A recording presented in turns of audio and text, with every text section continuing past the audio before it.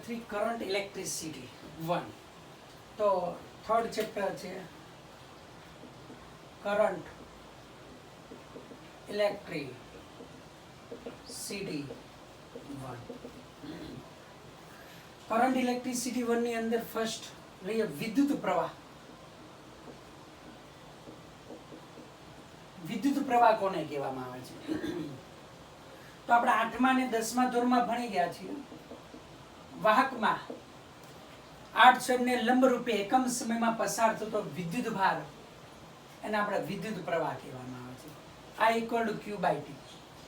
Q એટલે coulomb, T એટલે second. Coulomb પર સેકન્ડ અથવા તો વૈજ્ઞાનિક એમ્પિયરની યાદમાં એનો એકમ એમ્પિયર છે. જુદા જુદા વિદ્યુત પ્રવાહની દિશા ક્યાં લેવી? તો વિદ્યુત પ્રવાહની દિશા રેવાજીક રીતે ધન વિદ્યુતભારની દિશામાં લેવામાં આવે છે. વિદ્યુત પ્રવાહની દિશા રેવાજીક રીતે ધન વિદ્યુત ભારની દિશામાં લેવામાં આવે છે. એટલે કે ઇલેક્ટ્રોનની ગતિની વિરુદ્ધ દિશામાં વિદ્યુત પ્રવાહની દિશા થશે. ઇલેક્ટ્રોનની ગતિની વિરુદ્ધ દિશામાં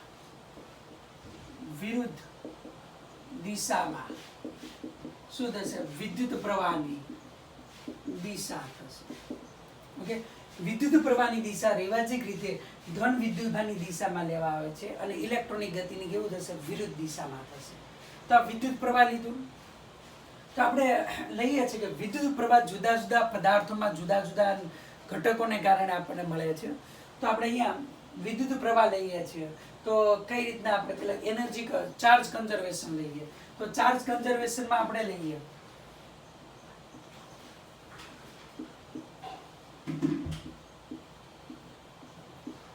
તો જેટલા સમયમાં જેટલો વિદ્યુતભાર એક આડછેદમાંથી એન્ટર થતો હોય એટલા સમયમાં એટલો વિદ્યુતભાર બીજા આડછેદમાંથી લીવ થતો. વિદ્યુતભારનું શું થાય? સંરક્ષણ થાય છે. એટલે વિદ્યુતભાર વાહકની દિવાલમાંથી ઉદ્ભવતો પણ નથી, નાશ પણ પામતો નથી કે સ્ટોર પણ કરતો નથી. એટલે વિદ્યુતભારનું શું થાય? સંરક્ષણ. આમાંથી જેટલો કરંટ પસાર થશે એટલો જ આમાંથી કરંટ પસાર થાય. I1 = I2. જ્યારે કોઈ પણ જુદા જુદા આડછેદ ધરાવતા બે વાહકોને આ રીતે જોડેલા હોય તો બંને વાહકોમાં એક સમાન વિદ્યુત પ્રવાહ પસાર થશે. દાખલા MCQમાં ઉપયોગી છે. ઓકે, તો વિદ્યુત પ્રવાહ I = Q by T આપણી પાસે છે. તો બીજું આપણે લઈએ છીએ Q by T. તો I = Q by T 1/T એટલે F. તો Q × F લખી શકાય, રોટેશન ગતિ કરતું હોય ત્યારે. હવે બીજું આપણી પાસે ખ્યાલ છે કે V = 2πr/T. હવે ખબર છે આ ઇલેક્ટ્રોન છે એની આસપાસ ન્યુક્લિયસની આસપાસ ઇલેક્ટ્રોન ગતિ કરતો હોય તો કેટલા પ્રવાહનું નિર્માણ થાય તે. તો આ વર્તુળાકાર માર્ગે જો ઇલેક્ટ્રોન ગતિ કરે v વેગથી તો 1/T = અહીંયા લખી શકો છો V/2πr. આ કિંમત છે અહીંયા હું મૂકી દઉં તો કરંટ I = આપણને અહીંયા મળે છે EV/2πr. આપણને મળે. બીજું આના ઉપરથી બીજું લખી શકો છો કે I = Q × F હતું. Q × F V ની એની જગ્યાએ Q પર લખી શકો. 2π વડે ગુણાકાર, 2π વડે ભાગાકાર, 2πf લખી શકો. તો Q by 2π × 2π એટલે Q × ω/2π. તો આ પ્રવાહ છે એની વ્યાખ્યા. ન્યુક્લિયસની આસપાસ પરિભ્રમણ કરતા ઇલેક્ટ્રોન છે એ v વેગથી ગતિ કરે તો નિર્માણ પામતા પ્રવાહનું સૂત્ર આ રીતના આપણે લખી શકીએ છીએ. બરોબર. હવે ત્યાર પછી વિદ્યુત પ્રવાહ માટે કે I = ΔT સમયમાં ΔQ વિદ્યુતભાર પસાર થતો હોય તો એવરેજ I થાય. તો I = લિમિટ ΔT → 0 લઈએ તો ΔQ/ΔT લખી શકીએ છીએ. તેથી dq by શું લખી શકાય? dt. તેથી dq = I/dt લખી શકાય. તેથી q = dq I/dt આ આપણે લખી શકીએ. તો ΔT સમયની અંદર કેટલો વિદ્યુતભાર પસાર થાય એ આ ઇક્વેશન દ્વારા આપણે લઈ શકીએ છીએ. હવે જુદા જુદા પદાર્થોની અંદર વિદ્યુત પ્રવાહ જુદા જુદા ઘટક ગતિને કારણે મળે છે. ઉદાહરણ તરીકે હું સોલિડ લઉં છું. સોલિડ ઘન પદાર્થની અંદર એટલે ધાતુ પદાર્થમાં વિદ્યુત પ્રવાહ મુક્ત ઇલેક્ટ્રોન મુક્ત ઇલેક્ટ્રોનની ગતિને કારણે મળે. કોને કારણે? ધાતુ પદાર્થમાં વિદ્યુત પ્રવાહ મુક્ત ઇલેક્ટ્રોનની ગતિને કારણે મળે છે. બીજું, લિક્વિડની અંદર લઈએ, લિક્વિડ એટલે કે વિદ્યુત રાસાયણિક સેલ, કેમિકલ સેલમાં વિદ્યુત પ્રવાહ ધન અને ઋણ આયનોની પરસ્પર વિરુદ્ધ દિશામાંની ગતિને કારણે મળે છે. તો કેમિકલ સેલમાં વિદ્યુત પ્રવાહ ધન અને ઋણ આયનોની પરસ્પર વિરુદ્ધ દિશામાંની ગતિને કારણે મળે છે. અને લાસ્ટ છે ગેસીસ. વાયુની અંદર આયનીકરણ પામેલો વાયુ લઈએ છીએ. વાયુની અંદર ધન આયન અને મુક્ત ઇલેક્ટ્રોનને કારણે વિદ્યુત પ્રવાહ મળે છે. આયનીકરણ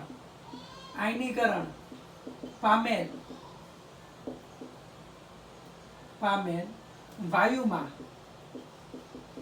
મુક્ત ઇલેક્ટ્રોન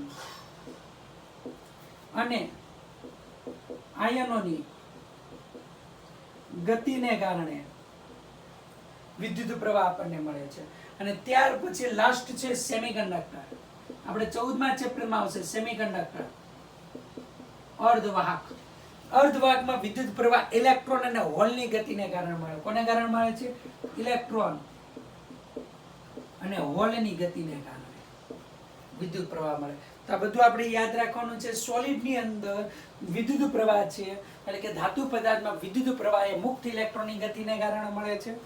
લિક્વિડની અંદર એટલે કેમિકલ સેલની અંદર વિદ્યુત રાસાયણિક કોષની અંદર વિદ્યુત પ્રવાહ ધન અને ઋણ આયનની પરસ્પર વિરુદ્ધ દિશામાંની ગતિને કારણે મળે છે. ત્યાર પછી આપણે લઈએ ગેસીસ લઈએ છીએ એટલે આયનીકરણ પામેલો વાયુ છે એમાં ધન આયન અને મુક્ત ઇલેક્ટ્રોનની ગતિને કારણે વિદ્યુત પ્રવાહ મળે છે. અને સેમિકન્ડક્ટર છે, અર્ધવાહક છે, એમાં ઇલેક્ટ્રોન અને હોલ છે એની ગતિને કારણે આપણને વિદ્યુત પ્રવાહ મળે છે. તો આપણે યાદ રાખવાનું છે. હવે આની પછી આપણે આની રિલેટેડ સમ અને વિદ્યુત પ્રવાહ ઘનતા વિશે આપણે જોશું. ચાલો ઇલિસ્ટ્રેશન 2. I = 4 + 2t આપેલું છે. તો t બરાબર 2 સેકન્ડ થી t બરાબર 6 સેકન્ડમાં પસાર થતો વિદ્યુતભાર જોઈએ છે. તો આપણે અહીંયા લખી શકો I બરાબર dq/dt. તેથી dq = શું આવશે? I dt. તેથી q = ઇન્ટિગ્રેશન 2 થી 4 6 dq ઇન્ટિગ્રેશન 2 to 6 I એટલે 4 + 2t × dt. તેથી q = અહીંયા લખી શકીએ છીએ q = 4 છે અચળ તરીકે t પ્લસ 2t² બાય શું લખાય 2 2 થી 6 આ આપણે લખી શકીએ. 2 2 કેન્સલ તો 4t પ્લસ t² 2 થી 6. તેથી અહીંયા લખીએ 4 2t ની જગ્યાએ 6 પ્લસ 6² માઇનસ 4 t ની જગ્યાએ 2 માઇનસ 2² ઇક્વલ ટુ 24 + 36 -8 -4 12 જશે આમાંથી એટલે 24 × 2 = 48. q બરાબર 48 કુલમ વિદ્યુતભાર. કેટલો વિદ્યુતભાર પસાર થશે? 48 કુલમ વિદ્યુતભાર. હવે આપણે જોવાનું છે પ્રવાહ ઘનતા, કરંટ ડેન્સિટી. પ્રવાહ ઘનતા, કરંટ ડેન્સિટી. તો ઘનતા શા માટે ડિફાઇન કરીએ છીએ? કે સમગ્રનું જાણતા હોય અથવા થોડાકનું જાણતા હોય સમગ્રનું શોધવા માટે, અથવા આપણે ખબર છે કે સ્મોલ એલિમેન્ટ કટ કરેલું છે એનું મારે દળ શોધવું હોય તો મારે ઘનતા જાણતા હોઈએ તો સ્મોલ એલિમેન્ટનું કદ ગુણ્યા ઘનતા કરું તેનું મને દળ મળી શકે. તો અહીંયા પ્રવાહ ઘનતા શા માટે ડિફાઇન કરવામાં આવે છે? તો પહેલું તો એ કે વિદ્યુત પ્રવાહ એ કોઈ પણ આડછેદને લંબ ન હોય. તો ફર્સ્ટ પ્રવાહ આડછેદને કેવો લંબ ન હોય. બીજું, આડછેદના દરેક બિંદુએ એક સમાન વિદ્યુતભાર પસાર ન થતો હોય. આડછેદના જુદા જુદા બિંદુએ એક સમાન વિદ્યુત ભાર પસાર થતો ન હોય ત્યારે આપણે વિદ્યુત પ્રવાહ ઘનતા ડિફાઇન કરવામાં આવે છે. તો અહીંયા લઈએ છીએ વિદ્યુત પ્રવાહ ઘનતા. અમારી પાસે કોઈ ક્રોસ સેક્શન લઈશ, પસાર થતો કરંટ હું અહીંયા લઈશ, તો પસાર થતો કરંટ I અને આનો એલિમેન્ટ લઉં છું, સ્મોલ એલિમેન્ટ ડેલ્ટા એ લઉં, small areal element delta A લઉં, તો સરેરાશ પ્રવાહ ઘનતા એવરેજ જે equal to delta I upon શું લખાય ડેલ્ટા એ. લિમિટ લઈએ તો જે equal to limit delta A tends to 0 delta I upon delta A, તેથી આવશે D I upon D A. આ આપણે લખી શકીએ જે equal to D I upon D આપણે લખી શકીએ છીએ. ઓકે, તે ઉપરાંત બીજું લઈએ લંબ ન હોય, એરિયલ વેક્ટર આ ડિરેક્શનમાં હોય, કરંટ આ ડિરેક્શન, બે વચ્ચેનો ખૂણો થીટા, આ ડેલ્ટા એ અને આ ડેલ્ટા એ હોય, તો અહીંયા લખી શકો એવરેજ જે equal to delta I upon આની પાસેની બાજુનો ઘટક ડેલ્ટા એ કોસ થીટા લખાય. લિમિટ લઈએ જે equal to limit delta A tends to 0 delta A upon delta A cos theta, therefore અહીંયા આવશે D I upon D A cos theta આપણે લખી શકીએ. ઓકે, તો અહીંયા આપણે લખી શકીએ ડી આઈ ઇક્વલ ટુ જે ઇન્ટુ શું લખાય D A, therefore D I અહીંયા લખી શકાય જે ઇન્ટુ ડી એ કોસ થીટા, જે ઇન્ટુ ડી એ કોસ થીટા. તેથી સદિશ સ્વરૂપ લેવું હોય તો ડી આઈ સદિશ જે ડોટ સદિશ ડી એ. ટોટલ કરંટ મારે અહીંયા શોધવો હોય તો આઈ ઇક્વલ ટુ ઇન્ટિગ્રેશન જે ડોટ ડી આપણે લખી શકીએ છીએ. વિદ્યુત પ્રવાહ ઘનતા છે જેનો એકમ જે ઇક્વલ ટુ આપણી પાસે આઈ અપોન એ હતું, એટલે એમ્પિયર પર મીટર સ્ક્વેર છે. તો એકમ ક્ષેત્રફળ દીઠ ક્ષેત્રફળને લંબરૂપ પસાર થતો જે વિદ્યુત પ્રવાહ છે એને આપણે વિદ્યુત પ્રવાહ ઘનતા તરીકે ઓળખવામાં આવે છે. ઓકે, તો આ ફોર્મ્યુલા છે આપણે યાદ રાખવાની છે.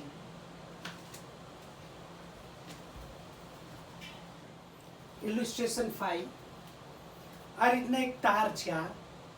ઓકે, એમાં મિશ્ર ધાતુનો તાર છે. અહીંયા બે છેડા છે, પોટેન્શિયલ ડિફરન્સ એપ્લાય કરીએ તો કેટલો કરંટ પાસ થાય. તો કરંટ ડેન્સિટી આ રીતના અંતર સાથે બદલાય. તારની રેડિયસ કેપિલર છે, તો આપણને ખબર છે કે કરંટ આઈ ઇક્વલ ટુ જે ઇન્ટુ ડીએસ થાય ઇન્ડિકેશન. તો એરિયા લઈશું તો હું ક્રોસ સેક્શન ડ્રો કરું છું. ક્રોસ સેક્શન આ રેડિયસ આર છે અને અહીંયા આર અંતરે ડીઆર જાડોનો આપણે શું લઈ શકીએ ખંડ. તો આપણે એક ખંડ છે એનો એરિયા આપણે અહીંયા લખી શકીએ, પરિઘ ગુણ્યા શું લખાય જાડાઈ લખી શકાય. તો આપણે લખી શકીએ છીએ કે આઈ ઇક્વલ ટુ ઇન્ટિગ્રેશન જે ઇન્ટુ ડી ઇન્ટિગ્રેશન જે ઇન્ટુ ડી, તો 0 થી આર 3 પ્લસ 2r ડી એ એટલે 2 પાઈ આર ઇન્ટુ ડીઆર લખાય. તેથી અહીંયા લખી શકો છો 2 પાઈ 0 થી R 6 pi R plus 4 pi R square into D R. Okay, અથવા તો 2 પાઈ બંનેમાંથી શું કરી લેવાના રે કોમન લો, તો 2 પાઈ કોમન રાખીએ તો આનું સંકલન થશે. અહીંયા 3 વધે 3r સ્ક્વેર બાય 2, આનું સંકલન લઈએ 2 છે એટલે 2r ક્યુબ બાય 3, 0 થી શું આવશે આ. તેથી 2 પાઈ મેં અહીંયાથી કોમન કાઢી લીધેલા છે. અહીંયા મેં અંદર ગુણાકાર કર્યા પણ પાછા કોમન કાઢી લઉં છું. તો 2 પાઈ અહીંયા આવશે 3/2 r square plus 2r cube by 3 આ આપણને મળે છે. ઓકે, તો પસાર થતો કરંટ આના સ્વરૂપમાં આપણને મળે છે આ 2r ક્યુબ બાય 3. હવે ઓહમનો નિયમ લઈએ છીએ. અહીંયા ડ્રિફ્ટ વેગ ને બધું આગળ આપેલું પણ ઓહમનો નિયમ લીધા પછી આપણે ડ્રિફ્ટ વેગ ને વગેરે લેશું. ઓહ્મ્સ લો.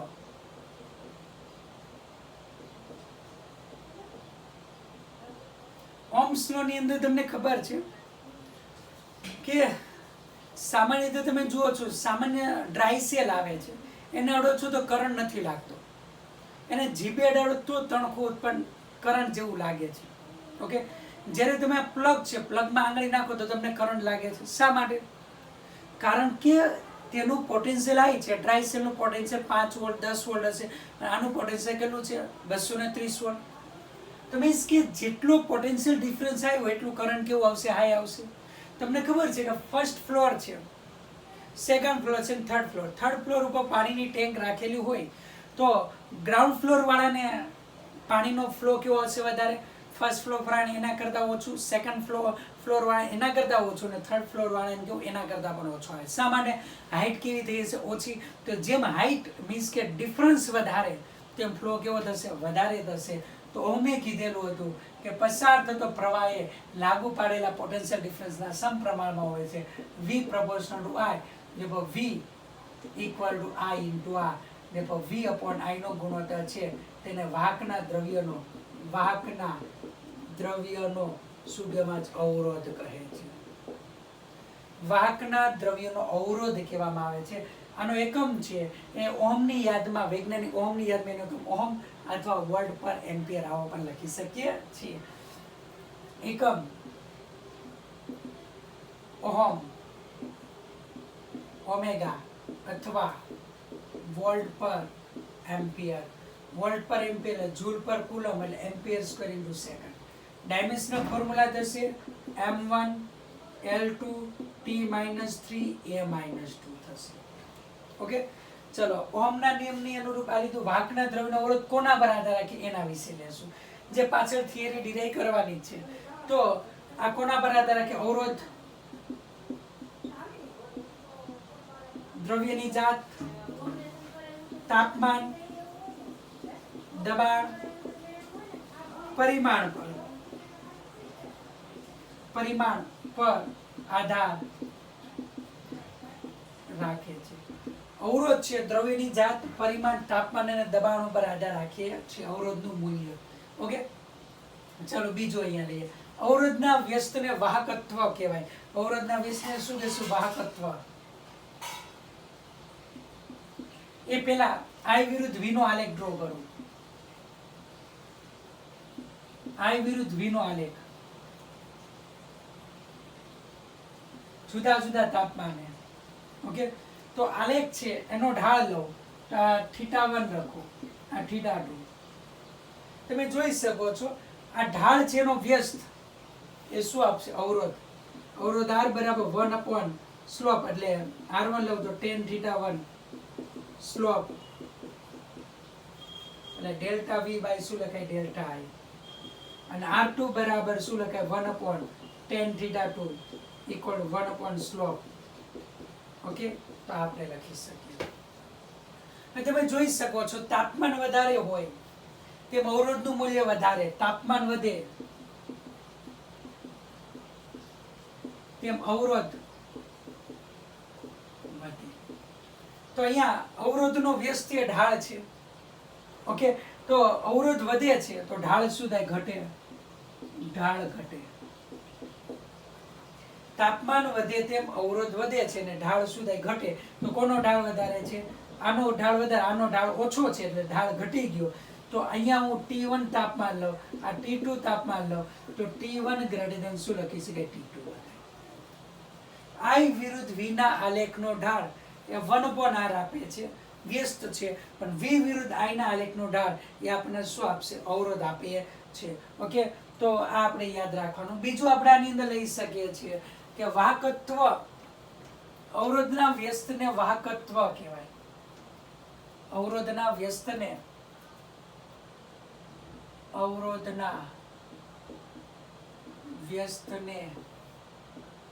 વાહકત્વ કહે છે. કંડક્ટન્સ કહેવાય. કંડક્ટન્સ એટલે કે એને હું દર્શાવું છું સિગ્મા ને કંડક્ટન્સ.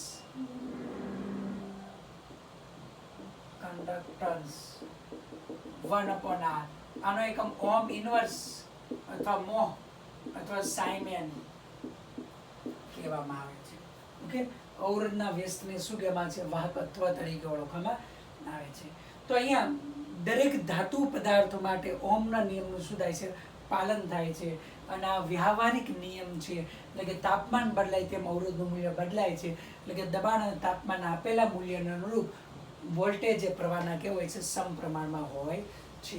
ઓકે, ઓહમનો નિયમ છે આપેલ પરિસ્થિતિ માટે લાગુ પડે. પરિસ્થિતિ બદલાય તો આ નિયમ પણ શું થશે? ચેન્જ થશે. ઓકે, તો આપેલ પરિસ્થિતિ માટે લેવામાં આવે છે કે એમાંથી વાહકમાંથી પસાર થતો પ્રવાહ એના બે છેડા વચ્ચે લાગુ પડેલ સ્થિતિમાનના તફાવતના સમપ્રમાણમાં હોય છે. હવે ઓહમના નિયમનું પાલન કરતી રચનાઓ છે ઓહમિક રચનાઓ તરીકે ઓળખવામાં આવે છે. ઓહમના નિયમની મર્યાદા છે. તો મર્યાદા, બધી મર્યાદા છે અર્ધવાહકો માટે છે. ઓકે, તો ઓહમનો નિયમ શું કે V વિરુદ્ધ I નો આલેખનો સંબંધ કેવો છે? રેખીય. તો બધી જ રચનાઓ માટે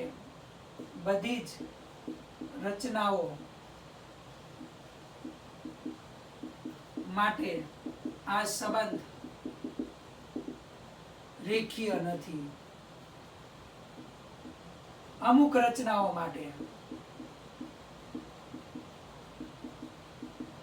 કેવો મળે છે? અરેખીય મળે. અમુક રચનાઓ માટે કેવું મળે છે? અરેખીય મળે છે. તો ઉદાહરણ તરીકે તમને મળશે PN junction diode, zener diode, transistor. આ બધું તમે ભણવાના છો 14મા ચેપ્ટરની અંદર. તો ગ્રાફ તમે ડ્રો કરશો તો એ ગ્રાફ આપણને આવો મળે છે, I વિરુદ્ધ V નો આલેખ. ઓકે, તે ઉપરાંત સેકન્ડ લઈએ છીએ કે I વિરુદ્ધ V નો સંબંધ એ V ની સંજ્ઞા ઉપર આધાર રાખે છે. I વિરુદ્ધ V નો સંબંધ V ની સંજ્ઞા પર આધાર રાખે. ઉદાહરણ તરીકે અહીંયા લઉં છું કે પેલા બેટરીનો P સાથે ધન જોડો છો ત્યારે પ્રવાહ છે I વિરુદ્ધ V, પ્રવાહ મિલી એમ્પિયરના ક્રમનો મળશે. અને પરંતુ હવે P સાથે ઋણ જોડો ત્યારે પ્રવાહ આપણને આ રીતના મળે છે. એ કેવો મળે છે? માઇક્રો એમ્પિયરના ક્રમનો મળે છે. તો એ જ મૂલ્યનો પ્રવાહ આપણને મળતો નથી. ઓકે, તો ઉદાહરણ તરીકે આ જ આવશે પીએન જંકશન ડાયોડ અને જેનર ડાયોડ. અને ત્રીજું તમે લઈ શકો છો, અમુક રચનાઓ એવી છે કે એમાં આના કોઈ એક મૂલ્ય માટે વિના જુદા જુદા મૂલ્ય આપણને મળે છે.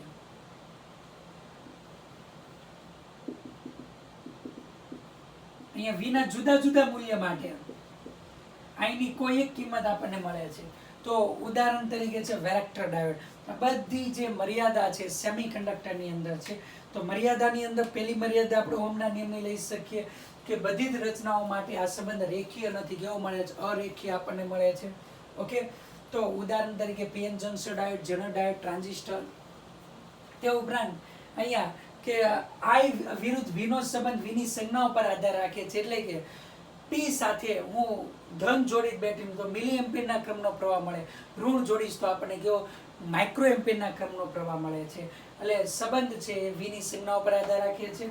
ત્રીજું કે અમુક રચનાઓ છે એમાં વિના જુદા જુદા મૂલ્ય માટે આની કોઈ એક ચોક્કસ કિંમત મળે છે. એટલે આ બધામાં ઓહમના નિયમનું પાલન થતું નથી. ને ઓહમના નિયમની શું આવી જાય છે? મર્યાદા આવી જાય છે. ઓકે, તો આ બધું આપણે યાદ રાખવાનું છે. ખાસ કરીને ઓહમનો નિયમ, એકમ પારિમાણિક સૂત્ર અને આ I વિરુદ્ધ V નો આલેખ પહેલો જ પ્રેક્ટિકલ ઓહમના નિયમનો છે.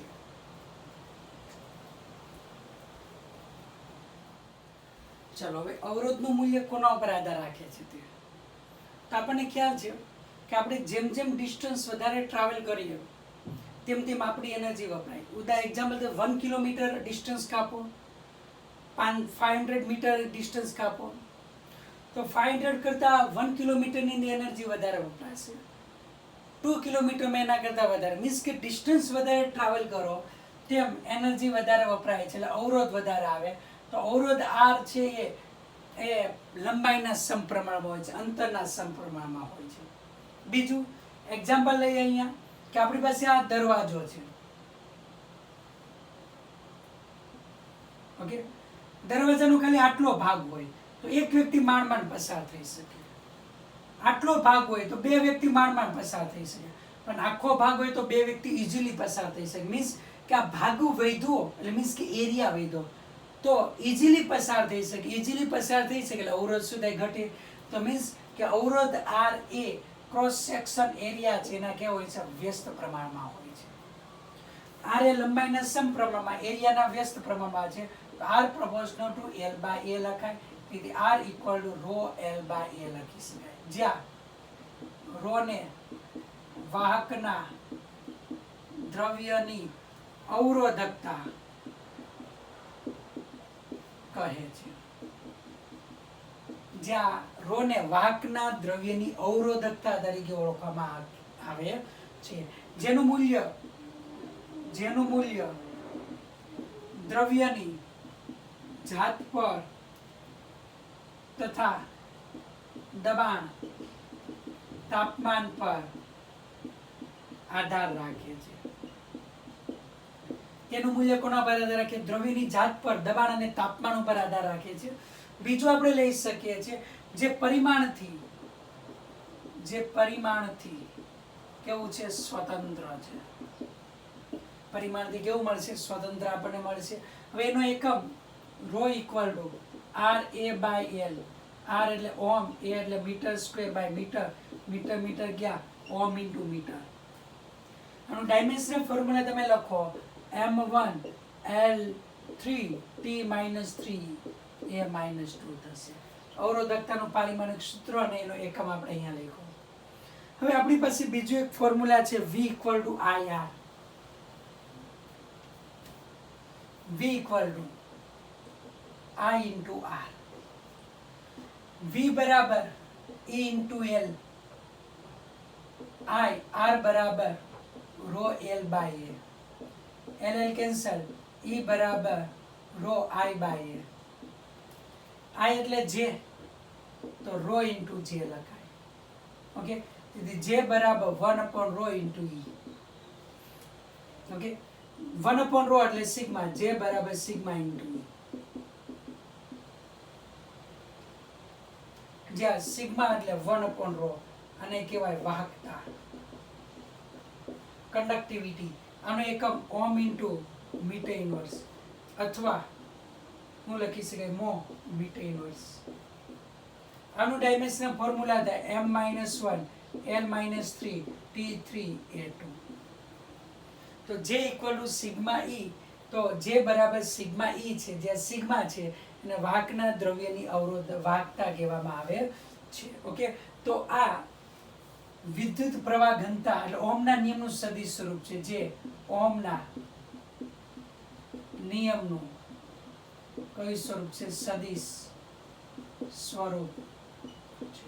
ઓકે, તો આ બધી ફોર્મ્યુલા યાદ રાખવાની. R બરાબર rho L by A, E બરાબર રો I અપોન A એટલે કે રો J અથવા J બરાબર સિગ્મા E આપણે યાદ રાખવાનું છે. ઓકે, હવે આના પરથી જે અવરોધનું સૂત્ર છે એના પરથી MCQ અને દાખલા કેવા પૂછાય છે એનું ફોર્મ્યુલા આપણે લઈએ.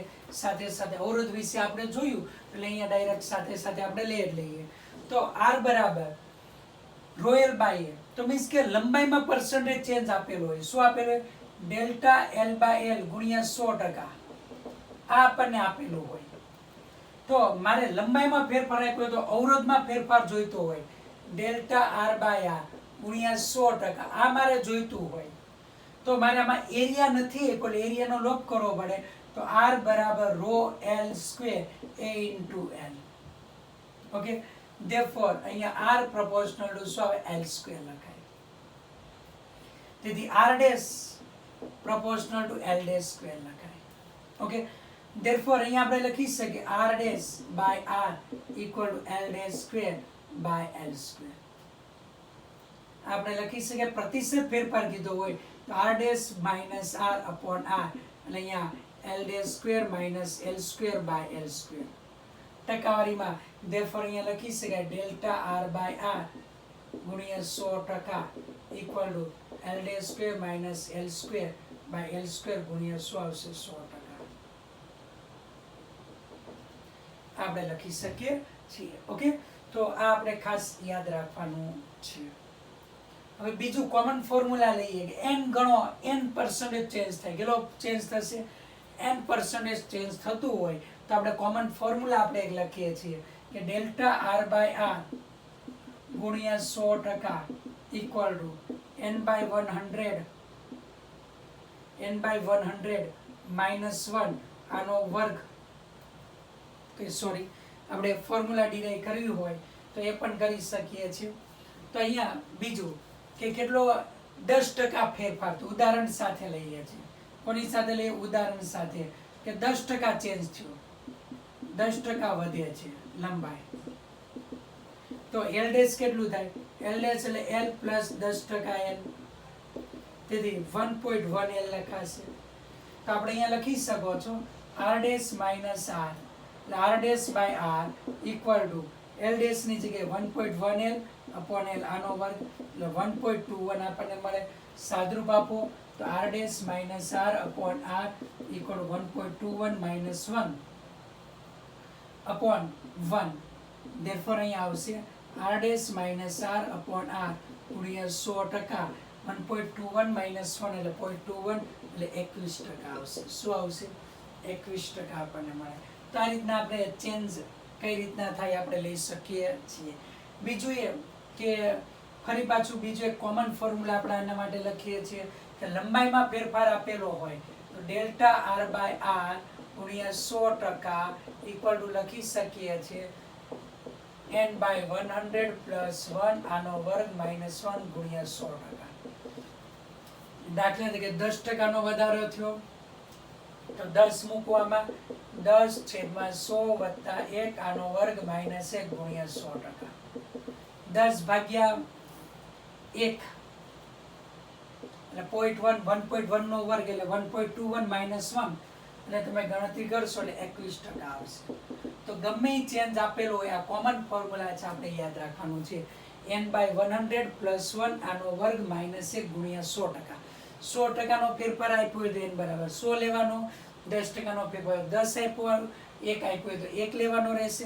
ગમે આપેલા કોમન ફોર્મ્યુલા છે તો આ ફોર્મ્યુલા યાદ રાખવાનું છે. લંબાઈમાં આટલા ટકાનો ફેરફાર કરો તો અવરોધમાં કેટલો ફેરફાર થાય તે આ ફોર્મ્યુલા પરથી આપણને મળે છે.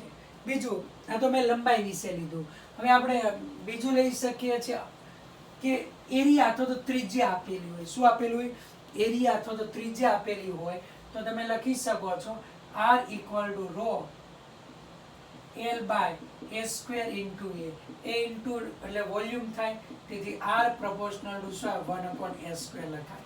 તેથી R dash by R equal to a by a dash આનો શું લખાય, વર્ગ લખાય. ઓકે, તો ત્રિજ્યાના સ્વરૂપમાં લેવું હોય તો r⁴/r ડેશ શું આવશે 4.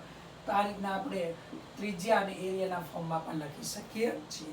જો ખેંચીને ત્રિજ્યા અડધી કરવામાં આવતી હોય, લંબાઈ વિશે કોઈ માહિતી ન આપી હોય આ સૂત્ર, અને ખેંચીને લંબાઈ ચેન્જ કરવામાં આવે તો અવરોધમાં થતો ફેરફાર, તો આપણે આ સૂત્ર.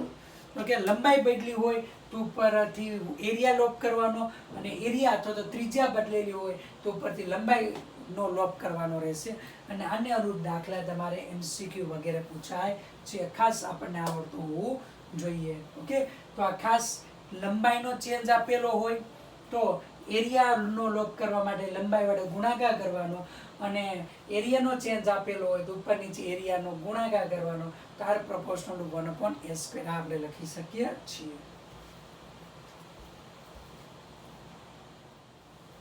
ચલો ડ્રિફ્ટ વેગ વિશે જોવાનું છે. ડ્રિફ્ટ વેગ તો જનરલી તમે જોઈ શકો છો ધાતુ પદાર્થની અંદર આ મેટલ હું લઉં છું, કોઈ પણ પોટેન્શિયલ ડિફરન્સ એપ્લાય નથી કરતો. ધાતુનું નિર્માણ કઈ રીતે થયેલું હોય છે, નિશ્ચિત લેટિસ બિંદુ પર ગોઠવેલા ધન આયનો હોય. આ ધન આયનો વચ્ચેના અવકાશમાં ઇલેક્ટ્રોન આ રીતે મુક્ત ગતિ કરતો હોય. તો કોઈ પણ આડછેદમાંથી પસાર થતો પ્રવાહ બેટરી નથી જોડતો એટલે 0. આ દિશામાં જેટલા ઇલેક્ટ્રોન આવે એટલા જ આ દિશામાં જાય. એટલે ધાતુ પદાર્થને બાહ્ય કોઈ પણ પોટેન્શિયલ ડિફરન્સ એપ્લાય કરો તો રિઝલ્ટન્ટ કરંટ કેવો હોય, 0 હોય. પણ હવે જો હું એને કોઈ પોટેન્શિયલ ડિફરન્સ એપ્લાય કરું તો શું થશે તે, તો આ ધન આયનો, ઇલેક્ટ્રોન છે એ ગતિ કરીને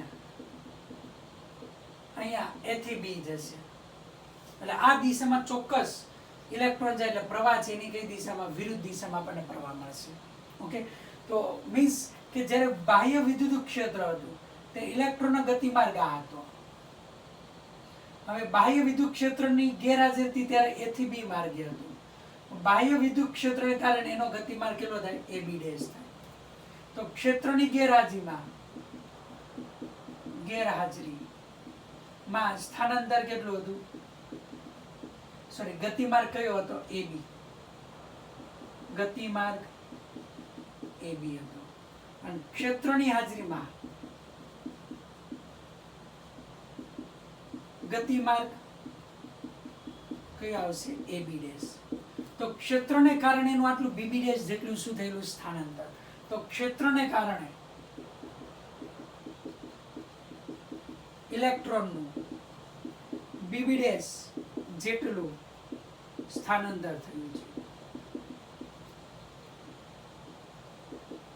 ક્ષેત્રને કારણે તેનું BB ડેશ જેટલું શું થયું, સ્થાનાંતર. અને આ સ્થાનાંતરને અનુરૂપ ઇલેક્ટ્રોને પ્રાપ્ત કરેલ વેગને શું કહેવાય છે, ડ્રિફ્ટ વેગ કહેવાય. ડ્રિફ્ટ વેગ VD કહે છે. તો જનરલી ડ્રિફ્ટ વેગ સામાન્ય ભાષામાં કોને કહેશું, આપણે જતા હોઈએ અને પાછળથી કોઈક આપણને ધક્કો મારે અને ત્યારે જે આપણે વેગ પ્રાપ્ત કરીએ એ સ્થાનાંતરને રૂપ એને ડ્રિફ્ટ વેગ કહેવામાં આવે છે. ઇલેક્ટ્રોન A થી B જતો હતો પણ મેં વિદ્યુત ક્ષેત્ર પ્રોવાઈડ કર્યું એટલે એને થોડુંક શું મળ્યું, બળ મળ્યું, અને બળને અનુરૂપ જે સ્થાનાંતર કરે છે એને રૂપ પ્રાપ્ત કરેલ વેગ છે એને ડ્રિફ્ટ વેગ કહેવાય. ધારો કે વિદ્યુતીય બળ F એટલે સ્મોલ E કેપિટલ E મૂલ્ય F બરાબર ma small E capital E, તેથી કેટલો પ્રયોગ પ્રાપ્ત કરે, small E capital E by m. તેથી આપણને ખ્યાલ છે કે હવે મારે વેગ જોઈએ છે, તો ઇલેક્ટ્રોન આયનો સાથે અથડામણ કરે છે. તો ઇલેક્ટ્રોનની આયનો સાથેની બે ક્રમિક અથડામણો વચ્ચેના સરેરાશ સમયગાળાને શું કહેવાય, ડ્રિફ્ટ વેગ કહેવામાં આવે છે. ઇલેક્ટ્રોનની આયનો સાથેની બે ક્રમિક અથડામણો વચ્ચેના સરેરાશ સમયગાળાને શું કહેવાય છે, રિલેક્સેશન સમય ટાઉ કહે છે. ઓકે, તેથી ડ્રિફ્ટ વેગ VD ઇક્વલ ટુ લખાય A ઇન્ટુ ટાઉ. A એટલે small E capital E m into શું લખાય, ટાઉ. આ ડ્રિફ્ટ વેગ છે અને આ ફોર્મ્યુલા છે, આ આપણે યાદ રાખવાનું છે. હવે પછીના પોઈન્ટની અંદર આપણે ડ્રિફ્ટ વેગ અને પ્રવાહ ઘનતા વચ્ચેનો સંબંધ, અવરોધકતા વગેરે વિશે આપણે અહીંયા જોવાનું છે. તો એ નેક્સ્ટ લેક્ચરની અંદર આપણે લેશું.